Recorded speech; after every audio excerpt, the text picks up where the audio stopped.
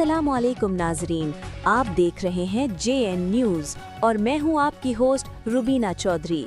सबसे पहले नजर डालते हैं आज की अहम खबरों पर। सियालकोट थाना कोतली सैयद अमीर के इलाके सालेपुर में शहरी साजिद मुनीर पर वहशियाना तशद्दुद के दौरान नकदी रकम भी छीन ली।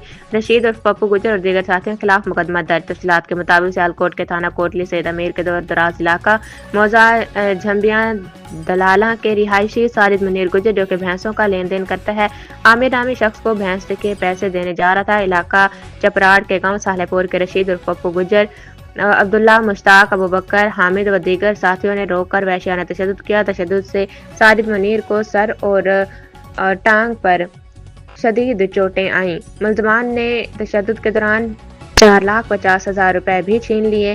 पुलिस ने मुल्ज़मान के खिलाफ मुकदमा दर्ज करके तफ्तीश शुरू कर दी है। शहरी ने वज़ीर आला मरीम नवाज और DPO कैप्टन रिटायर्ड दोस्त मोहम्मद इंसाफ की अपील की है। आइए जानते हैं साजिद मुनीर से।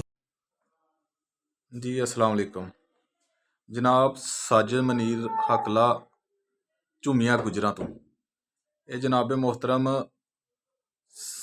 चपराड़ आ रहे सां। रस्ते विच पप्पू गुजर ते उसके बेटे जो पहले भी बड़ी बदमाशी करते सां ते रस्ते विच इस गरीब नूं रस्ते विच पकड़िया ते इस गरीब दे नाल बहुत जुल्म किया गया है। यह वीडियो भी तुसीं देख भी सकते हो। कुछ दिन पहले राणा आरिफ इकबाल हन्ना साहब ने भी उन्होंने कोई बह के कोई सुलह वगैरह करवाई सी। वो बदमाशी दे विच काफ़ी अगे चले गए सन, लेकिन ना तो उन्होंने MPA साहब की गल कोई कोड किया, ना तो MNA साहब की गल दे कोई अमल कर रहे ने।